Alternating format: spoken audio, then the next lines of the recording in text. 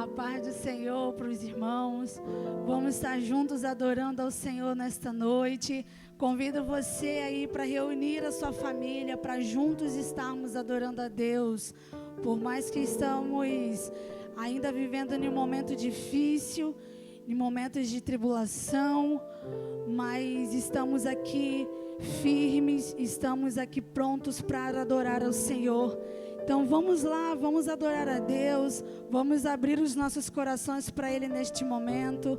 Nós gostaríamos de estar juntos com vocês aqui no nosso templo, mas houve esse momento mais uma vez de paralisação. Então você aí, onde quer que esteja nos ouvindo, vamos adorar a Deus juntamente conosco. Como é precioso, irmão, estar bem junto a ti e juntos lado a lado andarmos com Jesus, expressamos o amor que um dia Ele nos deu pelo sangue do Calvário. Sua vida trouxe a nós a aliança do Senhor. Eu tenho com você, não existem mais barreiras em meu ser. Eu sou livre pra te amar, pra te aceitar e para te pedir, perdoa-me, irmão. Eu sou um com você no amor do nosso Pai. Somos um no amor de Jesus.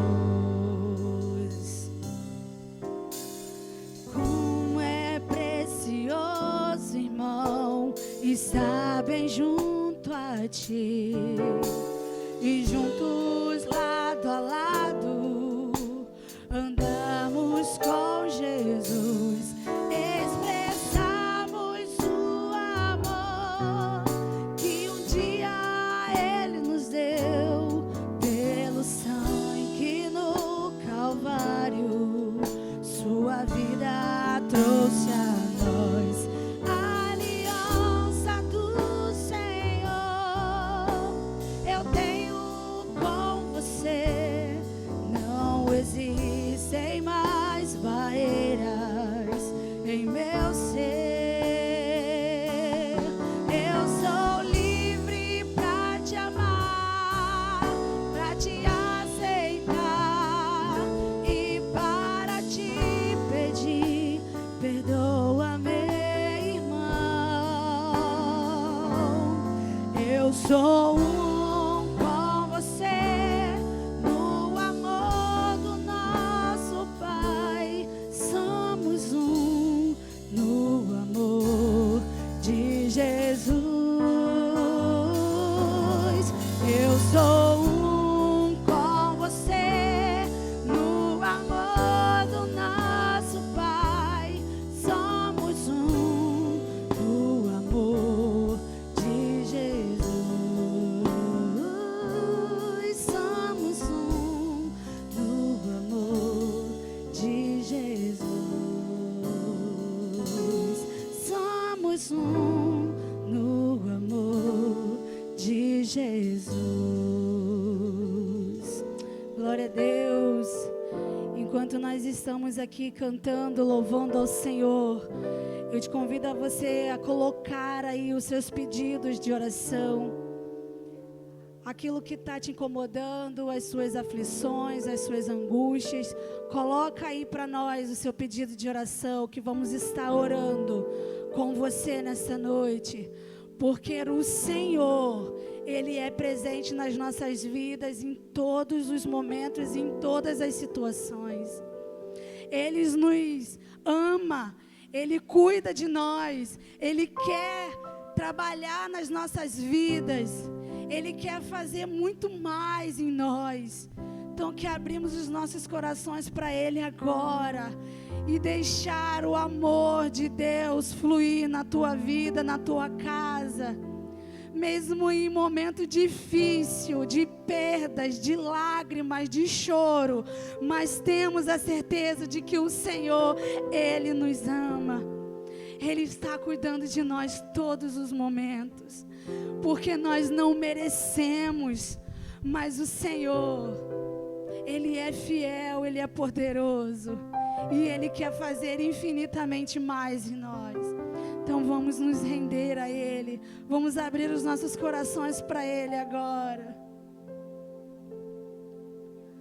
Mesmo sendo assim, pobre pecador, Deus me ama.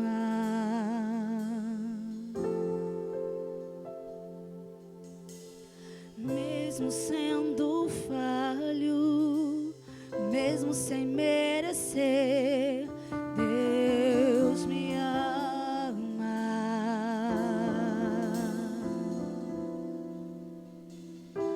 Se estou forte, se eu estou de pé, Deus me ama.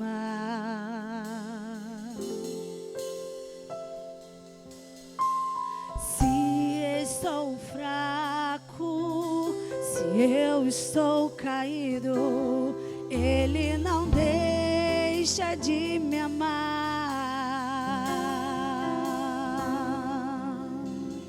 Sem o seu amor, sem o seu perdão, o que seria de mim?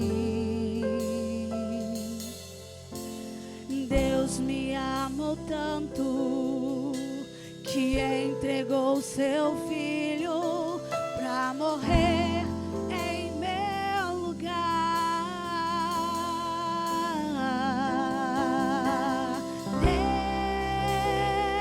Deus me ama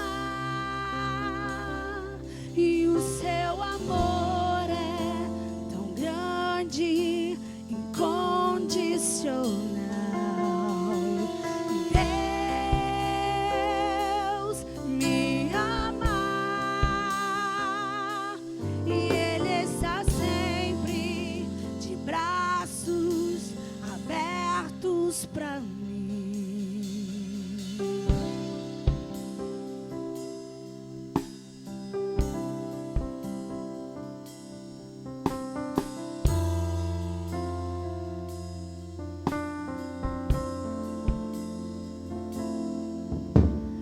Mesmo sendo assim, pobre pecador, Deus me ama.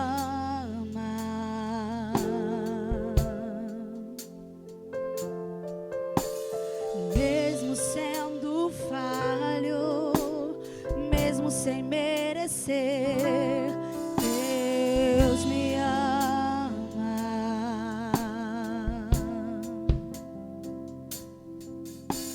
Se estou forte, se eu estou de pé, Deus me ama.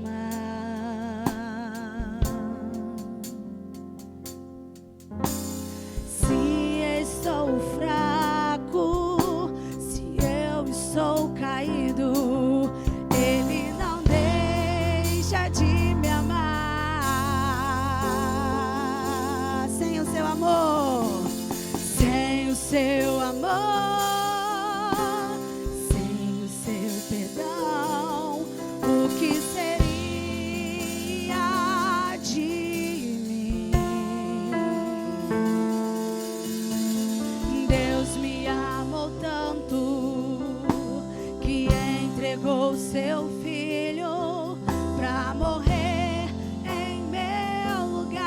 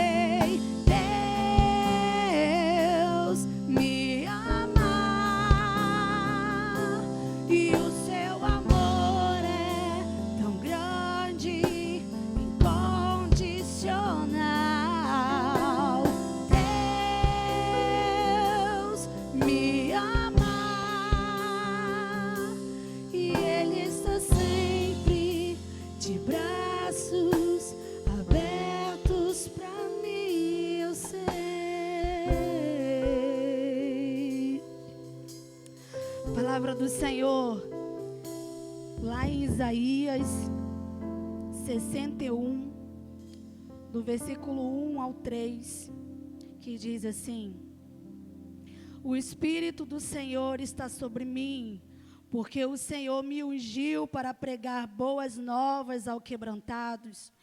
Enviou-me a curar os quebrantados de coração, a proclamar a libertação aos cativos e a pôr em liberdade os algemados, a pregoar o ano aceitável do Senhor e o dia da vingança do nosso Deus, a consolar todos os que choram e pôr sobre os que em Sião estão de luto uma coroa em vez de cinzas, olhos de alegria ao invés de pranto, vestes de louvor em vez de espírito angustiados, a fim de que se chamam carvalho de justiça, plantados pelo Senhor para a sua glória.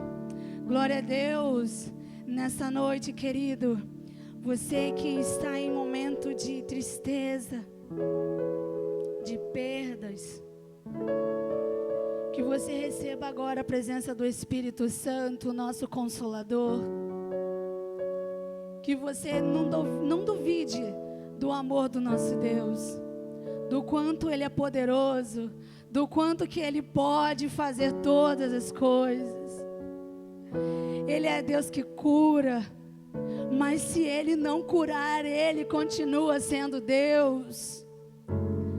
Nosso Deus, Ele está com os olhos abertos e Ele não está fingindo que não está vendo, ou Ele não está escutando a sua oração.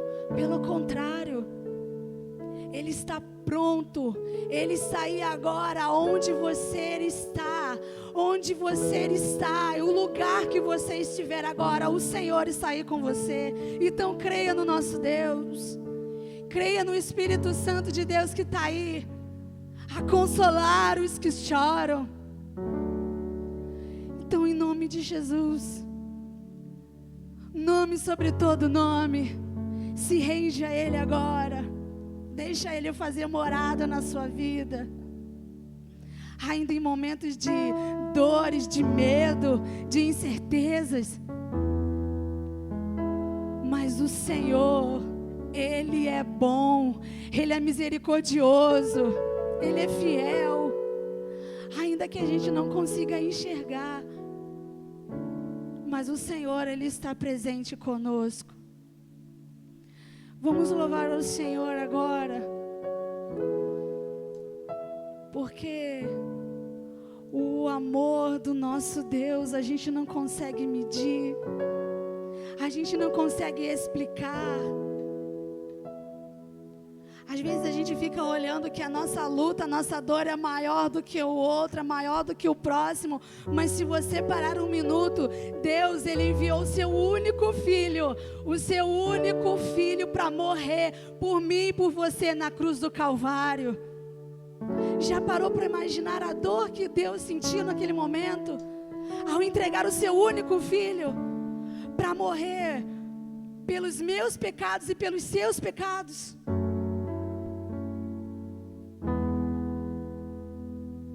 Mas sabemos que esse amor incondicional, esse amor puro, esse amor que não nos engana, esse amor que lança fora todo medo agora, é nesse amor que nós estamos aqui falando, adorando, glorificando, exaltando, agradecendo a Ele. Feche os seus olhos aí agora, onde quer que você esteja. Se abre para Ele agora, se rende a esse amor, experimenta desse amor maravilhoso. Oh, Espírito Santo de Deus,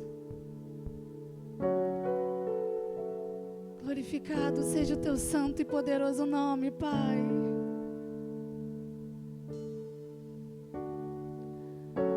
Antes de eu falar, Tu cantavas sobre mim. tem sido tão, tão bom pra mim.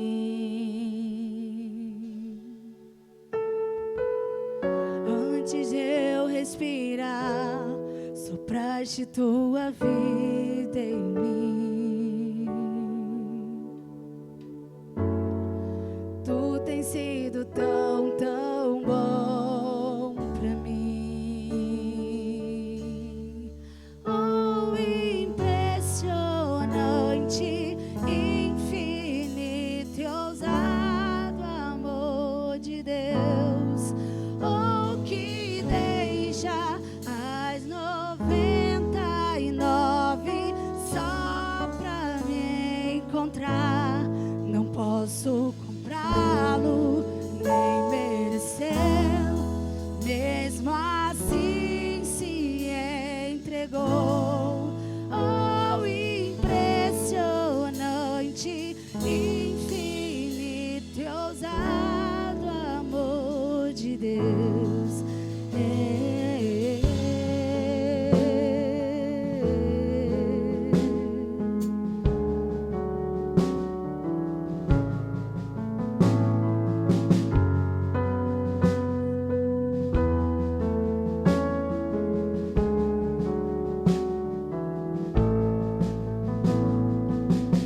Inimigo eu fui, mas teu amor lutou por mim. Tu tens sido tão, tão bom pra mim. Não tinha valor, mas tudo pagou por mim. Obrigada, Deus, tu tens sido tão, tão bom pra mim. Oh, impressionante, infinito e ousado amor de Deus. Oh, que deixa as 99 só pra me encontrar. Não posso comprá-lo, nem merecê-lo, mesmo assim se entregou.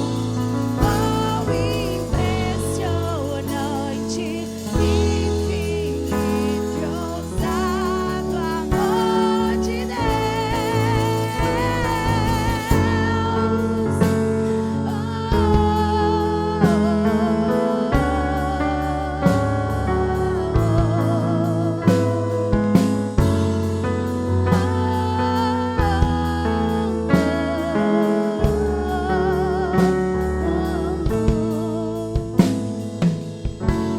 Traz luz para as sombras, escala as montanhas pra me encontrar. Derruba as muralhas, destrói as mentiras pra me encontrar. Traz luz para as sombras, escala as montanhas pra me encontrar. Derruba muralhas, destrói as mentiras pra me encontrar. Traz luz para as sombras,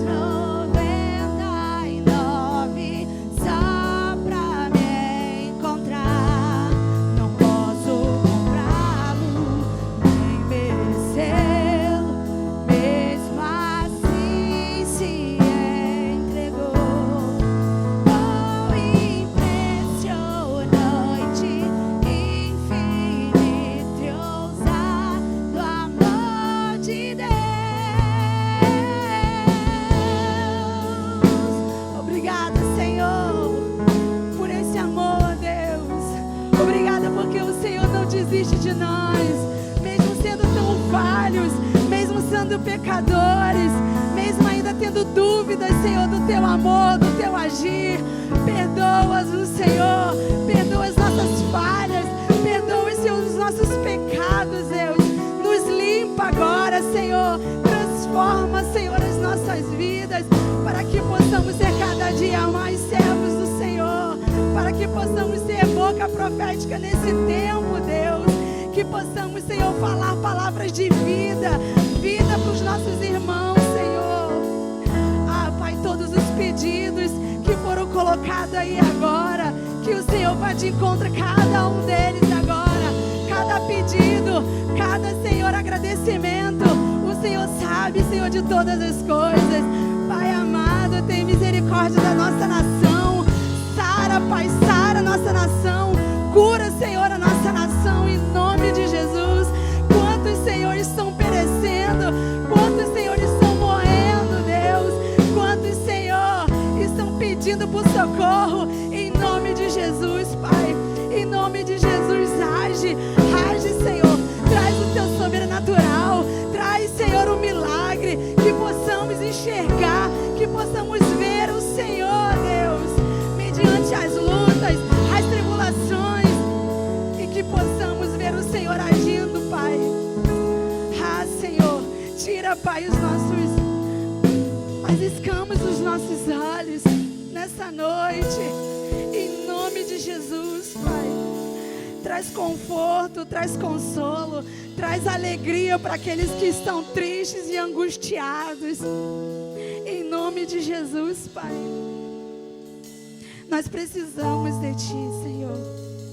Nós precisamos de Ti. Precisamos desse amor todo um instante, Pai. Muito obrigada, Senhor. Muito obrigada por tudo, Pai, que o Senhor tem feito nas nossas vidas. E tudo que o Senhor ainda há de fazer, Pai, nas nossas vidas. Em nome de Jesus, Pai. Amém e amém.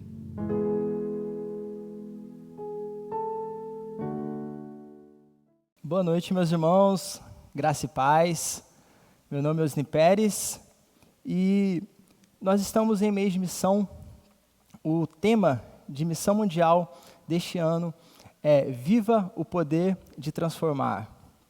Nós já ouvimos a experiência e a mensagem do nosso missionário Murilo e também agora dentro da proposta, da divisa da campanha de missão mundial que se encontra em 2 Timóteo 1,7, que diz: pois Deus não nos deu espírito de covardia, mas de poder, de amor e de equilíbrio. E na semana passada, o nosso seminarista Alexandre falou a respeito do poder. Hoje, irei falar a respeito do amor. E semana que vem, o nosso pastor Mateus falará a respeito do equilíbrio. E o texto que me foi proposto para falar a respeito de amor nessa noite seria em 1 Coríntios 13:13. É um texto muito conhecido dos irmãos, mas com certeza vamos pensar a respeito de alguns aspectos do amor que tem uma aplicação muito necessária para nós hoje enquanto igreja local. Então, vamos ler. Assim, permanecem agora estes três: a fé, a esperança e o amor. O maior deles, porém, é o amor. Nosso Deus, Pai maravilhoso, nosso Pai de amor, aqui como igreja, Senhor, nós queremos orar a Ti, pedindo que essa mensagem alcance cada coração que está escutando neste momento, Senhor. Seja, meu Pai, na vida de cada um, meu Pai, nos dê uma compreensão maior a respeito do que é o amor de Deus por nós e o amor que o Senhor quer que tenhamos pelo nosso próximo. Fale aos nossos corações, meu Pai. Use minha vida, meu Deus, como um instrumento para edificar outras vidas e para abençoar o seu corpo aqui nessa terra. No nome de Jesus que nós oramos. Amém. Pois bem, Paulo escreve à igreja que se encontra lá na cidade de Corinto.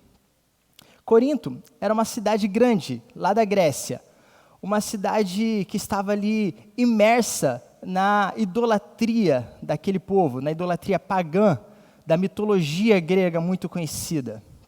E essa cidade, ela tinha algumas características que são relevantes para nós hoje. Por exemplo, ela era uma cidade portuária, por isso ela era uma cidade próspera, e também estava ali cheia de diversidade de pessoas dos mais diferentes lugares. E isso não era a característica principal. Corinto era conhecida, até entre os pagãos, por uma característica muito forte dela. Era justamente a imoralidade. E não apenas isso, mas todo tipo de pecado era muito forte naquele lugar. De tal forma que Paulo sabia que se o evangelho prosperasse ali naquele lugar, ele poderia prosperar em qualquer outro lugar do mundo. E não apenas isso. Justamente por ser um lugar com pessoas de diversos lugares, era uma rota de passagem comercial, o evangelho crescendo ali, ele também se espalharia.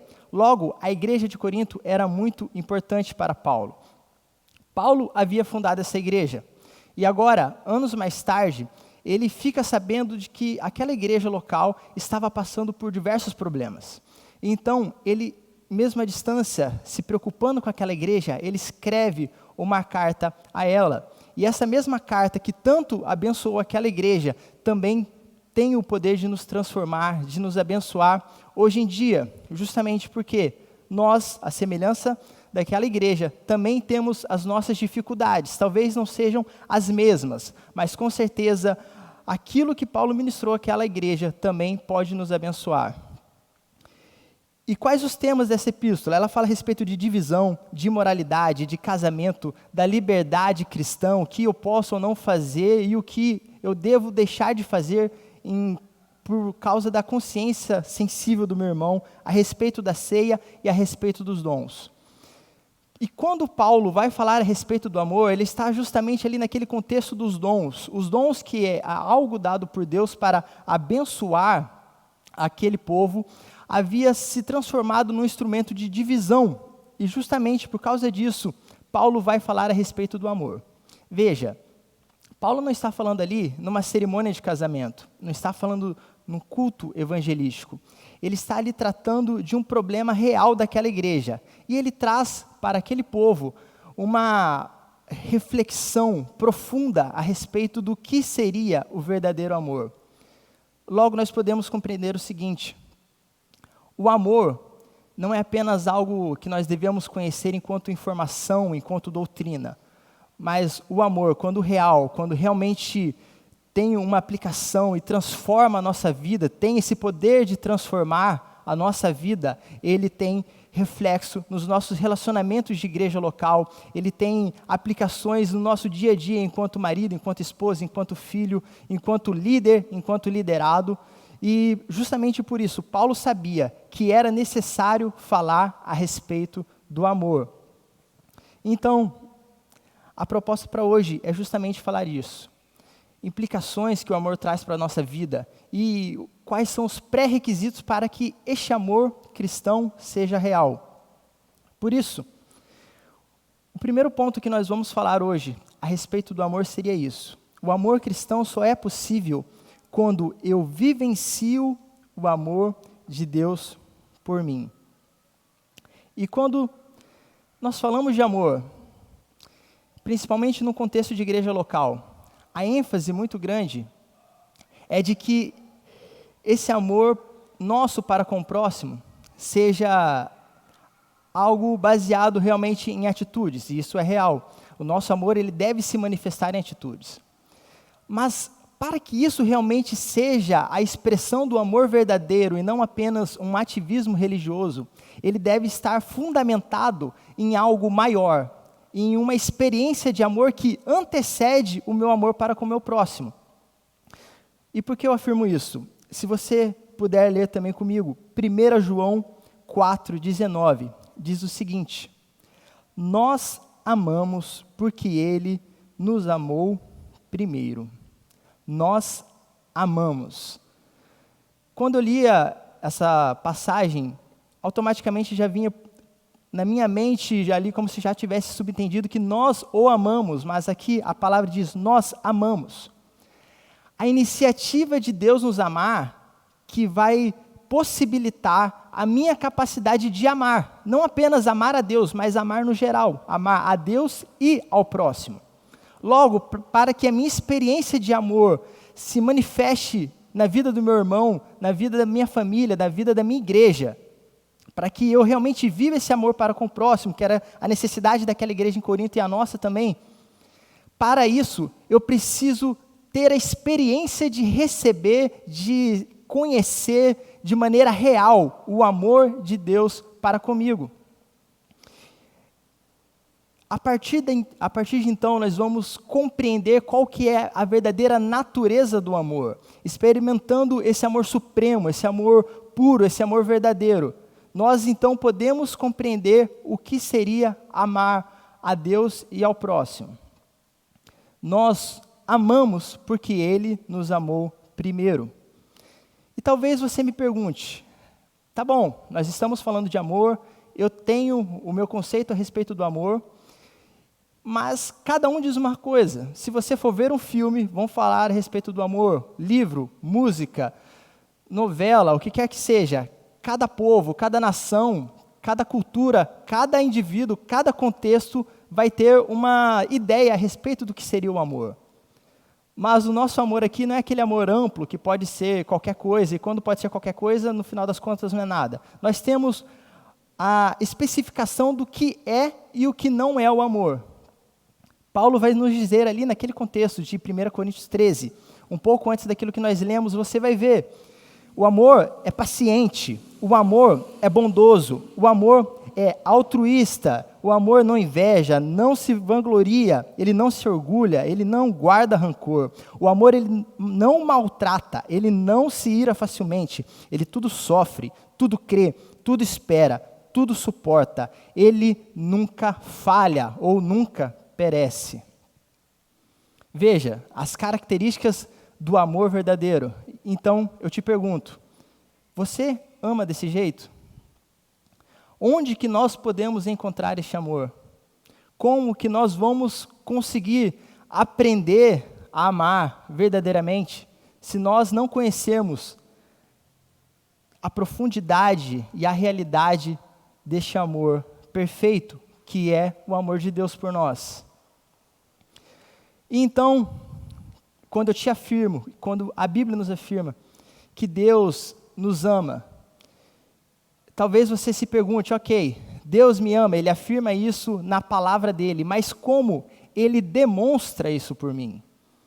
Porque, como nós sabemos, o amor não se basta apenas em palavras, apenas em informação. O amor, ele exige também que se materialize, que se expresse de alguma forma real, concreta. Então, nós podemos ver Romanos 5, 8. Como eu sei que Deus me ama? O apóstolo Paulo nos dá essa resposta na palavra de Deus. Diz o seguinte: mas Deus demonstra seu amor por nós. Cristo morreu em nosso favor quando ainda éramos pecadores. A cruz é a expressão mais profunda, mais sublime do amor de Deus por nós. E quando nós conseguimos compreender na cruz Deus nos amando, o nosso conceito, o nosso parâmetro de amor muda completamente. Já não é mais o amor à luz do mundo, não é mais o amor à luz humana, não é mais o amor à luz dos filmes ou da literatura ou qualquer outra coisa, mas é o amor à luz da cruz. O que nós aprendemos quando ainda éramos pecadores. Isso é muito importante. Nós aprendemos na cruz que o amor não envolve mérito. O amor verdadeiro, o amor cristão, ele é fundamentado na graça. E isso muda completamente o nosso entendimento a respeito do amor, porque no nosso amor humano, eu amo aquilo que tem alguma coisa a ver comigo. Eu amo enquanto aquilo me traz alegria, mas a partir do momento que eu deixo de ter alegria naquilo, eu também deixo de amar. Esse é o amor à luz do mundo. É o amor que traz algum tipo de recompensa imediata, de satisfação. Ou então amo porque aquela pessoa já fez tanto por mim, eu amo porque aquela pessoa já me abençoou tanto. Sendo que a expressão maior de amor, que é Jesus na cruz, morrendo em nosso favor, não envolveu mérito algum, justamente porque Ele morreu em nosso favor quando ainda éramos pecadores, destinados à condenação. Antes mesmo de termos nascido, Ele já havia manifestado o seu amor de forma concreta na história, na cruz do Calvário. Nós vemos o próprio Jesus falando a respeito de como é necessária a nossa compreensão correta da nossa condição para que nós possamos expressar o amor verdadeiramente. Você vai entender melhor. Em Lucas 7, Jesus vai ter uma conversa com um fariseu. E ele vai usar uma situação de uma mulher pecadora, daquela famosa passagem do vaso de alabastro, que ela derrama aquele perfume aos pés de Jesus. E ele usa uma ilustração muito útil para nós. Ele fala sobre dois homens que deviam a um terceiro homem. Um devedor devia 50 e o outro 500 denários. Aquela dívida de 500 seria equivalente hoje a uns 2 meses de trabalho. De 50 seria equivalente aos 2 meses de trabalho. E a dívida de 500 seria equivalente a uns 2 anos de trabalho. Porém, nenhum dos dois tinha condição de pagar. Logo, a dívida para aqueles homens era da plenitude deles. Era um tamanho acima daquilo que eles poderiam pagar. E o homem rico, no caso, que tinha emprestado aquele dinheiro, ele perdoa aquela dívida. E a pergunta de Jesus é, se esses dois homens foram perdoados, quem amará mais? Aquele que foi perdoado pouco ou aquele que foi perdoado muito? E a resposta ali é imediata e é a lógica, que a pessoa que foi mais perdoada, ela tem um sentimento de amor maior, ela tem um sentimento de gratidão, ela tem toda uma entrega maior àquele que a perdoou, justamente porque entende que a sua dívida era impagável. E Jesus ali no versículo 47, ele vai falar, aquele a quem pouco foi perdoado, pouco ama. Por isso que o entendimento correto do amor de Deus por nós e da nossa condição de quem não merece esse amor é justamente tão necessária, porque ela não se limita apenas ao nosso conhecimento, ela se direciona justamente na prática desse nosso amor. Porque se eu entendo que o Deus Todo-Poderoso perdoou uma dívida que eu tinha para com Ele, impagável, então a minha gratidão e o meu amor por Ele devem ser na mesma proporção, na proporção da plenitude do meu ser. Então, nós que somos pecadores, qual que seria a diferença entre aquele que ama pouco e ama muito? Justamente que se todos nós somos pecadores, a nossa dívida, teoricamente, seria igual. Mas o que muda? O que muda entre aquela mulher que se derramou aos pés de Jesus para um fariseu? Será que ela realmente era mais pecadora que o fariseu? Será que realmente a dívida do fariseu para com Deus era menor? E nós entendemos pela própria palavra que a nossa dívida era uma dívida eterna. A condenação eterna para conosco seria totalmente justo. A nossa dívida era uma dívida impagável. E o que muda de um para o outro é justamente o entendimento de que nós somos pecadores. Enquanto aquela mulher reconhecia o seu pecado, enquanto ela reconhecia que não merecia aquele amor, o fariseu tinha uma ilusão de que a dívida dele era pequena, de que a atividade religiosa já era o suficiente para compensar aquela dívida que ele tinha.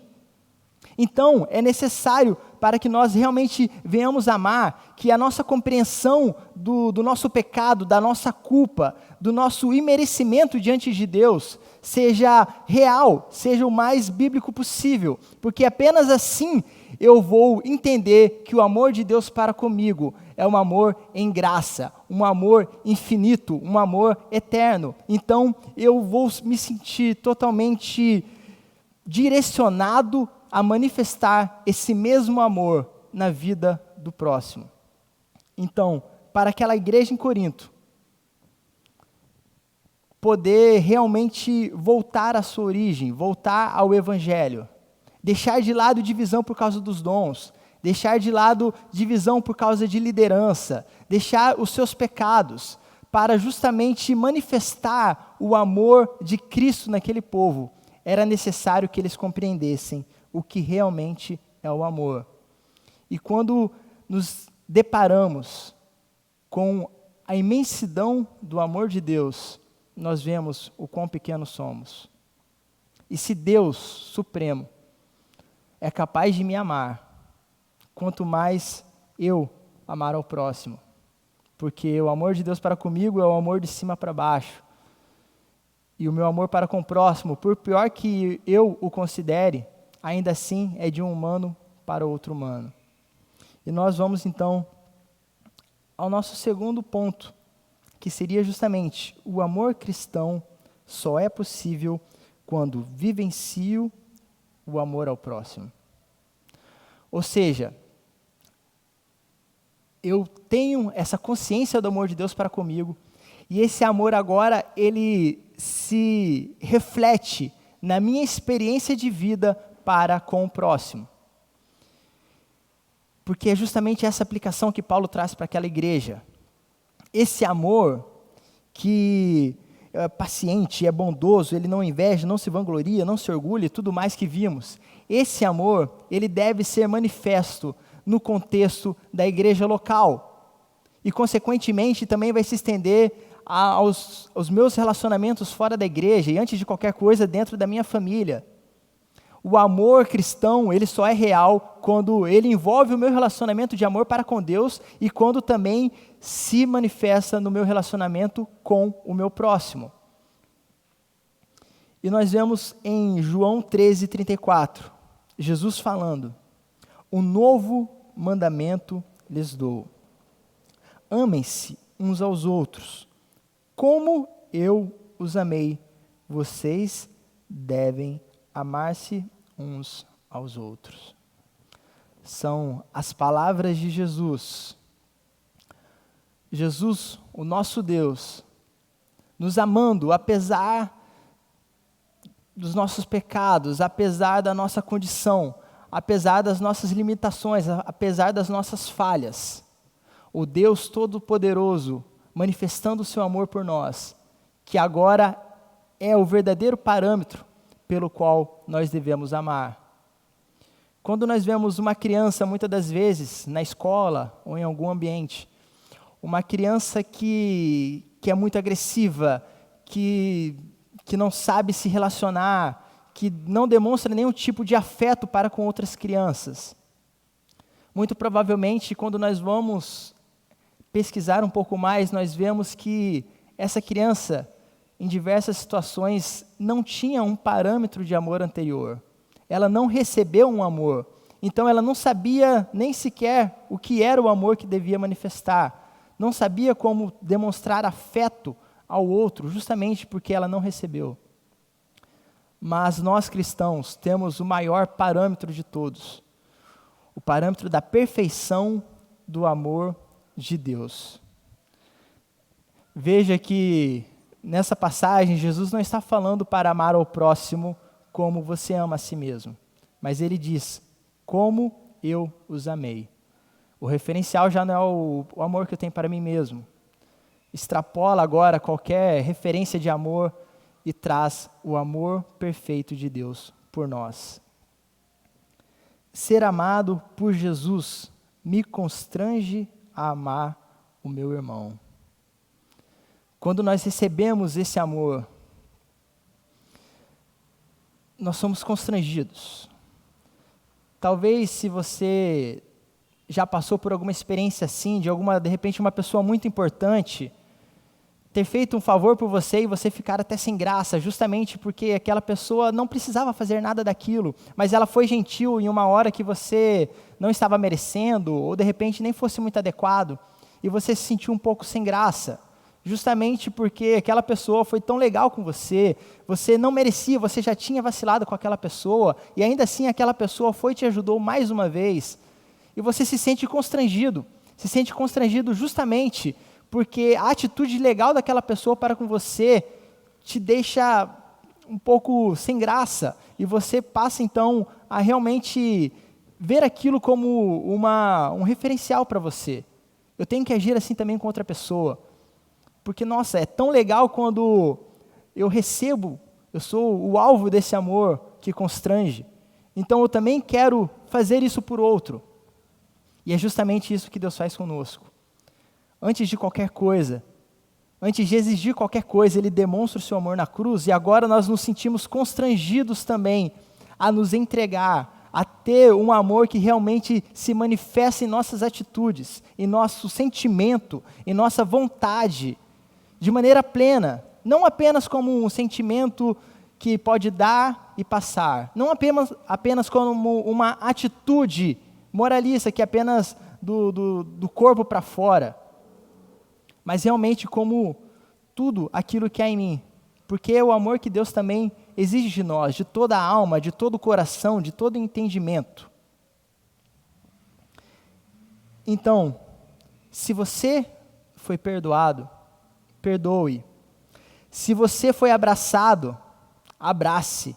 Se você foi consolado, console. Se você foi abençoado, abençoe. Se você foi cuidado, cuide.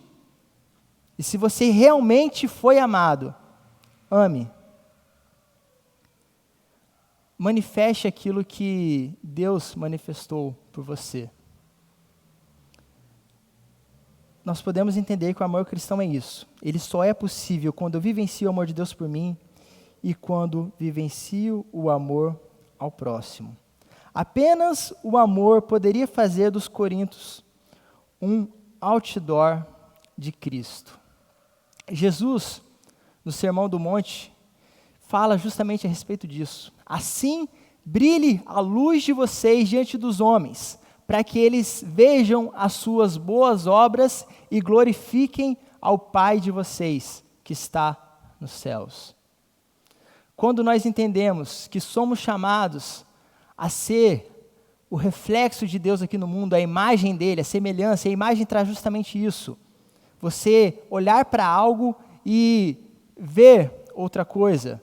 Ou seja, os homens olharem para a nossa vida e verem um reflexo de Deus. Quando nós entendemos isso, que Deus quer que as nossas boas obras, aquelas genuínas, que não buscam reconhecimento, mas que são verdadeiras e sem qualquer outro tipo de intenção por trás, quando essas obras genuínas se manifestam em nossas vidas, então os homens olharão e darão a glória a Deus. Essa é a diferença daquela pessoa que tem boas obras de forma genuína, daquela que tem boas obras de forma legalista, de forma farisaica. Por quê? A motivação faz com que a obra genuína leve a glória para Deus.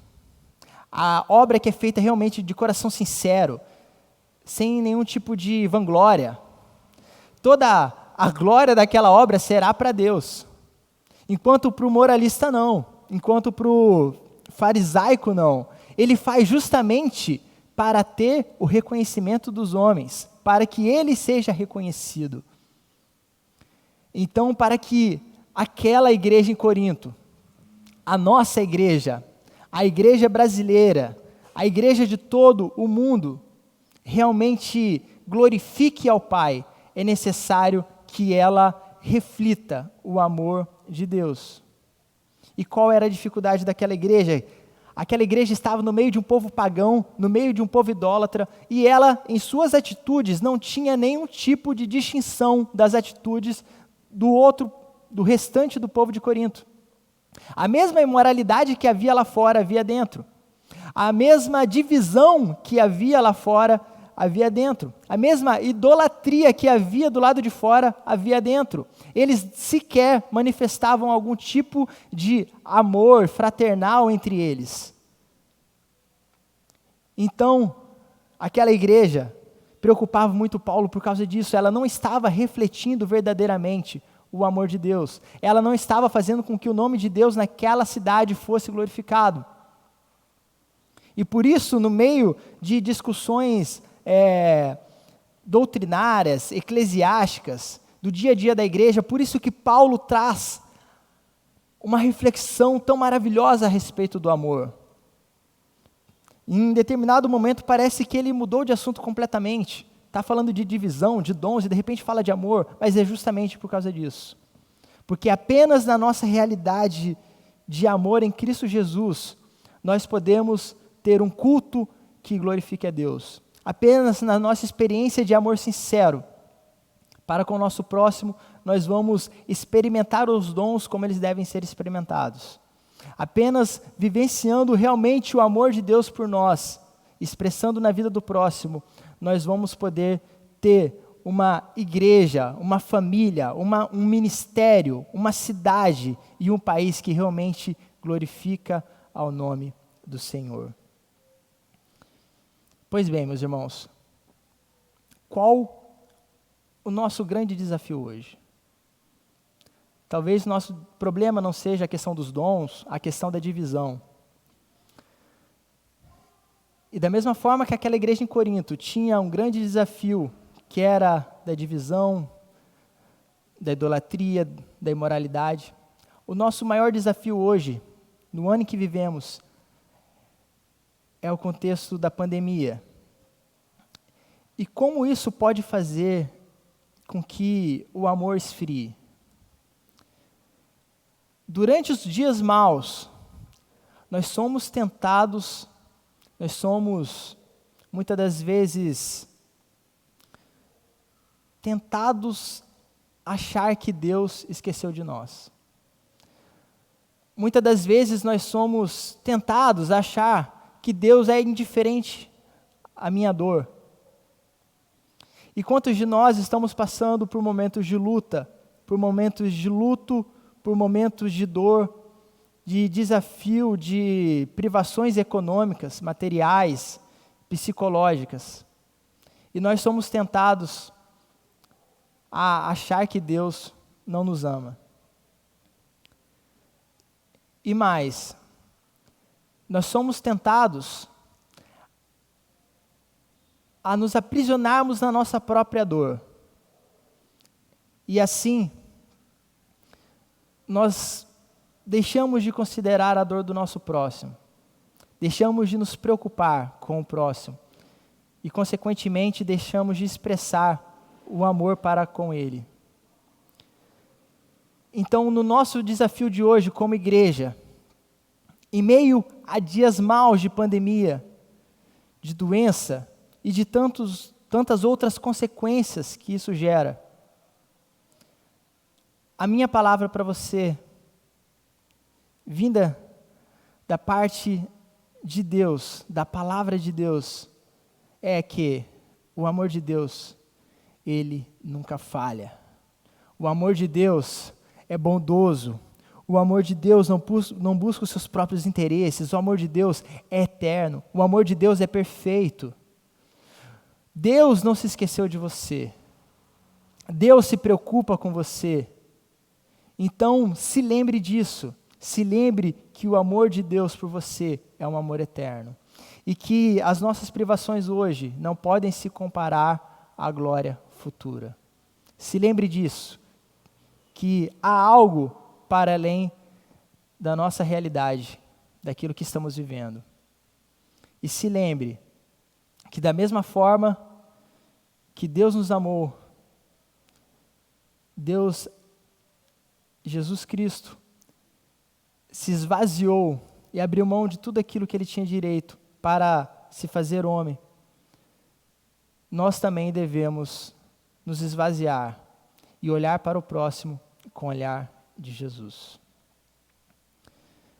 Nosso Deus, mais uma vez oramos a Ti, agora, meu Pai, pedindo que essas palavras que encontramos na Bíblia sejam reais em nosso ser, sejam reais em nossas vidas, que nós realmente venhamos vivenciar isso, experimentar este amor eterno, e que em meio a dias maus, nós jamais venhamos nos esquecer dele, e que em meio a dias maus, nós venhamos expressar esse amor. No nome de Jesus que oramos. Amém.